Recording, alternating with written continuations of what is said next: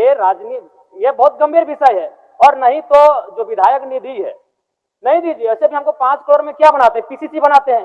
PCC नहीं बनेगा तो हमको कोई फर्क नहीं पड़ेगा, लेकिन अगर 5 साल बच्चे नहीं पढ़ेंगे तो इस राज्य को फर्क पड़ेगा, इस राज्य के भविष्य को फर्क पड़ेगा। इसीलिए आप 5 करोड़ का जो विधायक निधि देते हैं वैसे उससे कुछ काम नहीं होता है। पीसीसी, गली, फाइबर ब्लॉक 200 फीट 250 फीट का काम करते हैं, जो अगर 5 साल 10 साल नहीं होगा तो फर्क नहीं पड़ेगा, लेकिन बच्चे नहीं पढ़ेंगे मंत्री जी, फर्क पड़ेगा, एक जनरेशन में गैप आएगा। तो आप उसे रोक दीजिए, करिए, हम लोग को इतना महंगा आवास दीजिए, कर दीजिए, मेरा ही आवास को पहले नीलाम कर दीजिए। हम गार्जियन हैं, और गार्जियन होकर अगर गार्जियन आपके बच्चे नहीं पढ़ेंगे स्पीकर साहब तो क्या करेंगे, कुछ उपाय करेंगे?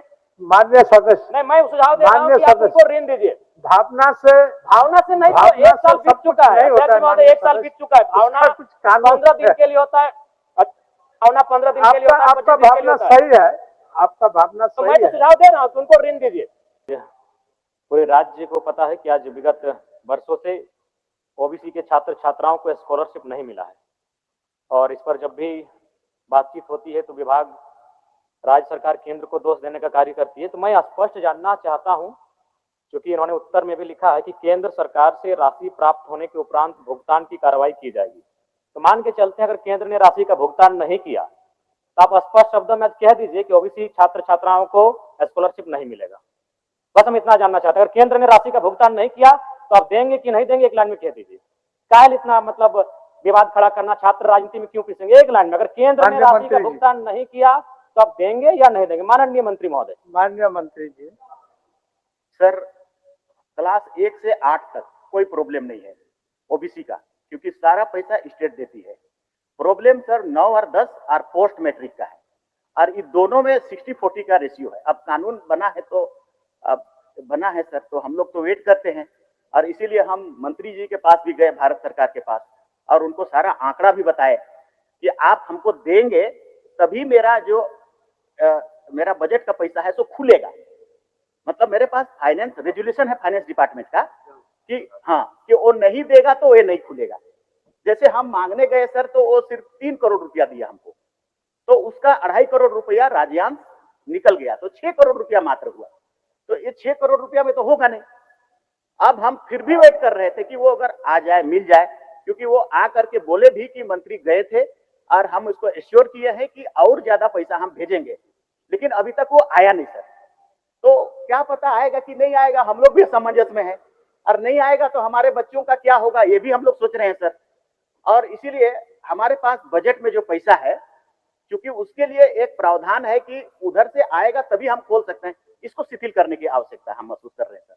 हमको देना है सभी ओबीसी बच्चों को, उसको आगे बढ़ाने के लिए हमको महसूस है इस बात को। इसलिए सर करीब करीब हमारे पास काफी इतना पैसा है जिससे कि ये संभव हो जाएगा। बजट के अनुसार 275 और 9-10 के लिए 39 करोड़ और 275 करोड़ है हमारा पोस्ट मैट्रिक के लिए, इतना पैसा है। तो ये शिथिलीकरण के लिए हम लोग लेटर लिख रहे हैं। कल हमने पित पत्र भी जारी कर दिया सेक्रेटरी को कि आप इसका वैकल्पिक व्यवस्था करें, केंद्र नहीं देगा तो उसकी बात है, मत देने दीजिए, हम क्या करेंगे उसको बात बताइए, मेरे पास बजट में है उसको क्लियर करिए। तो हमने लिख दिया है, कुछ दिनों में हम लोग इसका व्यवस्था करेंगे, पिछले कल के अनुसार हम शायद लगता है कि इसको हम लोग ठीक कर देंगे। चलिए जयराम जी, अच्छा उत्तर हुआ। यानी ठीक है अध्यक्ष महोदय, 1 साल से ज्यादा हो चुका है, तो वही तो हम कह रहे हैं, अगर केंद्र नहीं दिया तो क्या आपके पास विकल्प है, क्या तैयारी आपके? नहीं तो जयराम जी सर, आप शायद ध्यान से, 1 साल से ज्यादा हो चुका है, नहीं सही बात हो चुका है, सही बात है। केंद्र आपका सवाल को मंत्री जी स्वीकार भी किए और पित पत्र भी लिख चुके हैं, ये उत्तर नहीं हुआ। अच्छा, हम थोड़ा सा उनके आंकड़ों के अनुसार ही जानना चाहेंगे मंत्री जी से कि 2023-24 में कितना राशि स्कॉलरशिप के लिए भुगतान किया गया था 2023-24 में? माननीय मंत्री जी 2023-24, हालांकि 2023-24 में आप शायद नहीं थे, फिर भी थोड़ा सा जानकारी हासिल करके। सर 23-24 में ठीक है हाँ बोल रहे हैं, ये तो लिखा हुआ 23-24 में 67.88 करोड़ हम लोगों ने डिमांड किया था, उसके बदले में 7.35 आया, केंद्र का हिस्सा इतना ही आया। 24-25 में 66.14 करोड़ रुपया डिमांड किया, 12 ही करोड़ आया। 25-26 में 45.91 करोड़ डिमांड किया, 3.95 ही करोड़ आया। फिर पोस्ट मैट्रिक में भी ऐसे ही हुआ सर। 271 करोड़ रुपया का हम लोग डिमांड किया, 77 करोड़ रुपया मात्र आया 23-24 में। 24-25 में 353 करोड़ का डिमांड किया, आया 33 करोड़। अभी 25-26 में 370 करोड़ का जरूरत है, उसमें जीरो आया, एक और नहीं आया। तो नहीं आ रहा है तो क्या करेंगे हम लोग सर? वही तो मैं कह रहा हूँ कि ठीक है, मैं एक सुझाव देना चाहूंगा। बताइए सुझाव बताइए। मैं एक सुझाव देना चाहूंगा कि जब तक केंद्र का अंश नहीं मिल रहा है तब तक आप तमाम छात्रों को ब्याज रहित ऋण दे दीजिए। जब अंश आ जाएगा आप काट लीजिएगा। ये राजनीति, ये बहुत गंभीर विषय है। और नहीं तो जो विधायक निधि है नहीं दीजिए। ऐसे भी हमको 5 करोड़ में क्या बनाते हैं, पीसीसी बनाते हैं।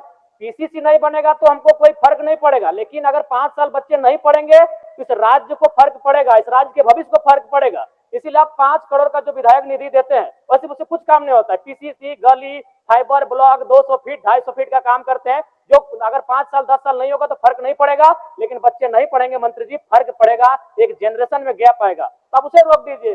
करिए, हम लोग को इतना महंगा आवास दीजिए, कर दीजिए, मेरा ही आवास को पहले नीलाम कर दीजिए। हम गार्जियन हैं, और गार्जियन होकर अगर गार्जियन आपके बच्चे नहीं पढ़ेंगे स्पीकर साहब तो क्या करेंगे, कुछ उपाय करेंगे? माननीय सदस्य, नहीं, मैं सुझाव दे रहा हूं कि आप उनको ऋण दीजिए। भावना से नहीं तो 1 साल बीत चुका है, 1 साल बीत चुका है। भावना 15 दिन के लिए होता है, भावना 15 दिन के लिए होता है। आपका भावना सही है, आपका भावना तो सही मैं तो है। सुझाव दे रहा हूँ कि उनको ऋण दीजिए, बिना ब्याज के ऋण दीजिए। हम सेंट्रल गवर्नमेंट क्यों बोलेंगे? हम एक विधायक, हम राज्य सरकार को बोलेंगे। कौन सा बोली हम सेंट्रल गवर्नमेंट बोलेंगे? चलिए, हम सेंट्रल गवर्नमेंट से डिस्कस करने के लिए नहीं आए हैं। हम विधायक, हम राज्य की सरकार से पूछेंगे, माननीय मंत्री जी, हम राज्य सरकार से पूछेंगे। बोल रहा है ये ऋण का बात नहीं है। हमने जैसा आपको कहा सर, मैंने क्या कहा? मैंने ये कहा कि पीत पत्र हमने जारी किया है वित्त विभाग का रेजुलेशन को शिथिलीकरण करने के लिए। तो क्यों ऐसा किया? पैसा लाने के लिए। ज्यादा से ज्यादा, जल्दी से जल्दी पैसा आएगा, हम लोग डिस्ट्रीब्यूट करेंगे। लेकिन हम केंद्र का हिस्सा है तो उसको देना, उसका ऑब्लिगेशन था कि नहीं था? उसको वेट करेंगे कि नहीं? वेट कर रहे थे, नहीं आया तो अब हम अपना प्रक्रिया शुरू कर दिए स्टेट का पैसा देने के लिए। कुछ समय लगेगा, कर देंगे हम लोग। ठीक, कर देंगे। अध्यक्ष महोदय, इससे संतुष्ट थोड़ी हो पा रहे हैं। आप नहीं दिया केंद्र तो क्या करेंगे? वही एक लाइन बोल दीजिए। नहीं, हम कुछ नहीं, बोल दीजिए एक लाइन में कि अगर केंद्र का अंश नहीं आया तो राज्य के ओबीसी छात्रों को स्कॉलरशिप नहीं देंगे। जयराम जी, माननीय मंत्री ने बड़ी उदारता के साथ आपको जवाब दिया।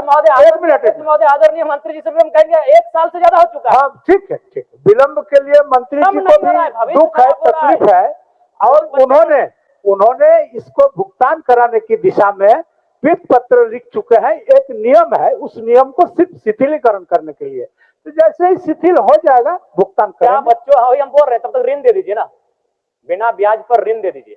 अब माननीय मंत्री जी बताएंगे इनका विकल्प क्या है। माननीय मंत्री, देखिए ये गंभीर विषय है। क्या है? बिना ब्याज पर ऋण दीजिए, और जब केंद्र का अंश आएगा, जब आप स्कॉलरशिप दीजिएगा, आप काट लीजिए। सर, ऋण एक तो सरकार या विधि या विभाग बैठिए जरम जी, सिस्टम से चलता है ना सर। अब वो ऋण कहाँ से आएगा? कौन जगह से, कौन फंड को हम देंगे ऋण? हमारे पास जो स्कॉलरशिप का चीज है उसी पर हम सॉल्यूशन निकाल सकते हैं। ऋण हम कौन वाला पैसा को देंगे? क्योंकि मेरे पास तो कोई पैसा है नहीं ऋण देने के लिए। इसीलिए इसका सॉल्यूशन यही है जयराम जी, हम लोग जल्दी से जल्दी करें सब मिल करके, और उस पैसा को निकाले जो राज्य के पास है उसको हम लोग दे दें। जल्दी करें इस पर। थोड़ा समझ दीजिए जयराम जी, थोड़ा समझ पर्याप्त है। क्योंकि और भी माननीय सदस्यों को सवाल पूछना है, लेकिन हम संतुष्ट हो पाए, ना राज्य के छात्र संतुष्ट हो पाए। बाकी माननीय मंत्री महोदय, आप लोग क्या कर रहे हैं नहीं कर रहे, लेकिन आपके माननीय सदस्य ने जो कहा कि आप केंद्र से पूछिए, गलत बात है। हम एक विधायक हैं, हम केंद्र से पूछने के लिए नहीं आए हैं, हम राज्य सरकार माननीय मुख्यमंत्री से पूछने आए हैं, हम विभागीय मंत्री से पूछने आए हैं। तो ये आप दोस्तों हमारे साथ ये नहीं कर सकते हैं। माननीय सदस्य अमित यादव जी। बहुत महत्वपूर्ण मामला अध्यक्ष महोदय।